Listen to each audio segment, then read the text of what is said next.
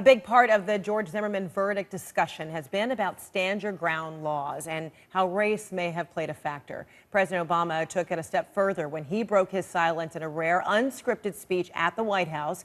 He says he too has been a victim of racial profiling and that what happened to Trayvon Martin raises some questions that need to be answered.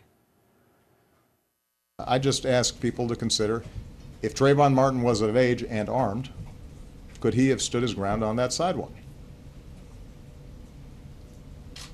And do we actually think that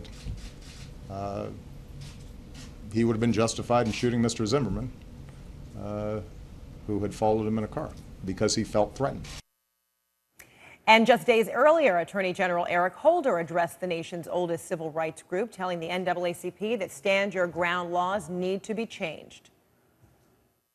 Separate and apart from the case that has drawn the nation's attention, it's time to question laws that senselessly expand the concept of self-defense and sow dangerous conflict in our neighborhoods.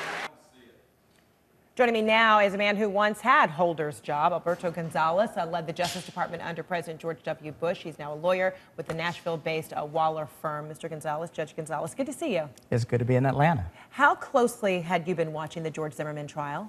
I think, like most Americans, I had a great deal of interest in it. Being a lawyer and being the former Attorney General, obviously, it's a case that's captivated the nation and it has received a lot of media coverage. And since I pay attention to what's going on in the media, obviously, I have followed the case. And how did the verdict sit with you? I think based on the evidence, as applied to the law, it made sense to me. And I think if you talk to many legal experts around the country, they will concur in that judgment. I understand that there's a great deal of dissatisfaction and angst about the decision, emotional response to it. But if you ask me, I believe justice under the law was achieved here. There are many people that don't believe that, and I understand that, and that's why we're having protests today.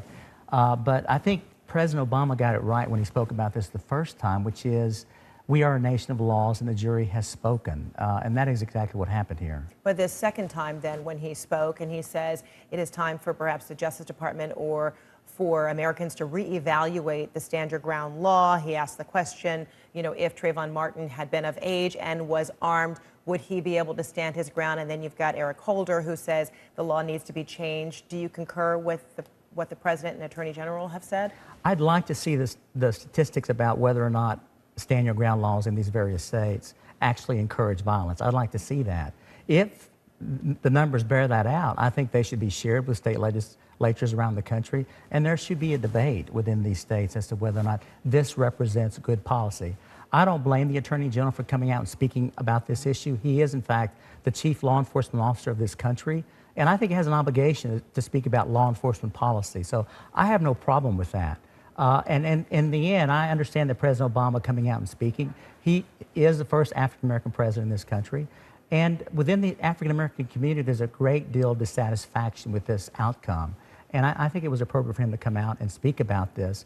But as I look at the case, I don't view the case as one based on race. It was a case of one based upon the evidence being applied to the law. If people are unhappy with the outcome, perhaps what we ought to do here is be looking at the law and changing the law of self-defense. Let me just remind your viewers that this was not a case about the stand your ground law. This was a case about the application of self-defense laws in the state of Florida. But the President even underscored the message that in this case, there became a link between racial profiling and the stand your ground law that inspired George Zimmerman to get out of his car in the first place. Well, what I would say this is, with all due respect to the President, I don't think the President knows this case better than the prosecution, knows this case better than juror number 37, and they've all said this was not a case about race. Do you agree with the strategy, or were there elements of the strategy conveyed by the prosecution or even the defense that you were on board with? Do you think both sides argued their case as best they could? You know, it's easy to be a Monday morning quarterback. I'm not going to second guess the decisions by the prosecution team. I mean, they had access to all the evidence, some of the evidence that may not have been able to get in. So sitting here today, I'm not going to second guess it. I think they had to deal with a difficult set of facts, and they did the very best job they could. So now, without Monday morning quarterbacking, perhaps you are engaged with the idea of whether this merits, this outcome, this verdict merits now a civil rights violation case that the Justice Department should be looking into. Should it? I think Is it it's there? appropriate to look into it. There are civil rights laws. The job of the Department of Justice is to enforce those laws. And obviously, this is a case that, as I said earlier, has garnered a great deal of national attention. And of course, it would be expected that the Department of Justice will look into this. But as many experts have said, I think there's a pretty high hurdle here. What's missing, in your view? Well, the evidence that in fact these actions were based upon racial animus towards Trayvon Martin.